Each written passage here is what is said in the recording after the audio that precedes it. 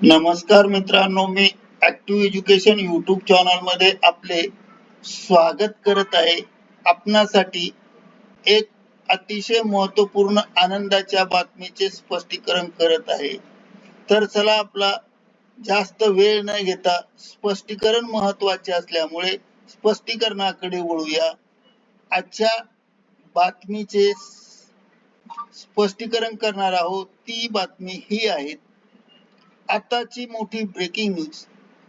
सरकारी कर्मचाऱ्यांच्या वेतनात बंपर वाढ, आर्थिक लाभ मिळणार. दिनांक 30 जानेवारी 2026 या संदर्भामध्ये संपूर्ण बातमीचे स्पष्टीकरण पाहूया. स्पष्टीकरण खालील प्रमाणे. नमस्कार मित्रांनो, पुन्हा एकदा आपले हार्दिक स्वागत. आताच्या घडीची सर्वात मोठी ब्रेकिंग न्यूज आहे.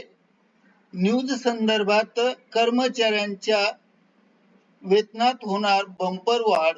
कर्मचाऱ्यांच्या वेतनात बंपर वाढ का होणार व कशी होणार या प्रश्नांची उत्तरे जाणून घेण्यासाठी हा व्हिडिओ सुरुवातीपासून शेवटपर्यंत हमखास कोठेही स्किप न करता अवश्य पहा. तर चला करूया आजच्या ब्रेकिंग न्यूजचे स्पष्टीकरण. ब्रेकिंग न्यूजचे स्पष्टीकरण करण्यापूर्वी आपण जर ऍक्टिव्ह एज्युकेशन युट्यूब चॅनलवर नवीन असाल तर चॅनलला लाईक, शेअर आणि सबस्क्राईब करायला विसरू नका. चला तर पाहूया ब्रेकिंग न्यूजचे स्पष्टीकरण. ब्रेकिंग न्यूजचे स्पष्टीकरण. आताची मोठी ब्रेकिंग न्यूज. कर्मचाऱ्यांच्या वेतनात बंपर वाढ होणार, मोठा आर्थिक लाभ मिळणार. चला तर पाहूया या संदर्भात सविस्तर माहिती. 8व्या वेतन आयोगाची सुधारित वेतन प्रस्ताव 8वा वेतन आयोग समितीकडून तयार करण्यात आलेला आहे. सदर प्रस्तावानुसार किमान वेतन हे 54,000 इतके निश्चित करण्यात आले आहे. 7व्या वेतन आयोगामध्ये केंद्र सरकारने किमान वेतन हे 18,000 रुपये इतके निश्चित केले होते.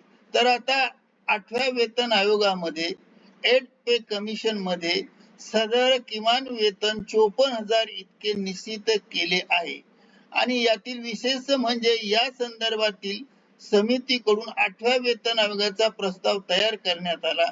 त्याचबरोबर वेतन श्रेणीनुसार फिटमेंट फॅक्टर मध्ये बदल करण्यात आला आहे.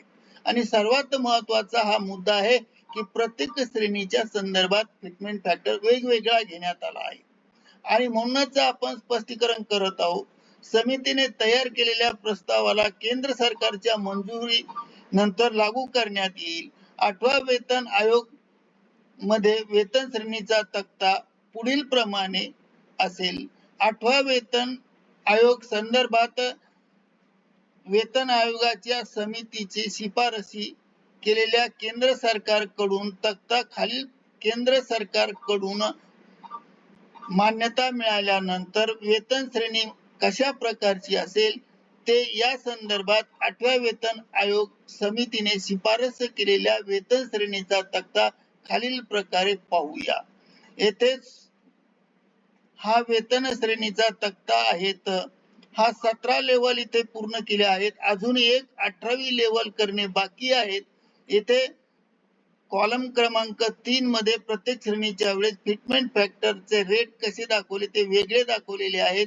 आणि हा तक्ता आहे. या तक्त्याप्रमाणे वेतन श्रेण्या निश्चित करण्यात येईल. करिता ऍक्टिव्ह एज्युकेशन युट्यूब चॅनल मार्फत हा व्हिडिओ आपल्या माहितीस तो व्हायरल केला आहे.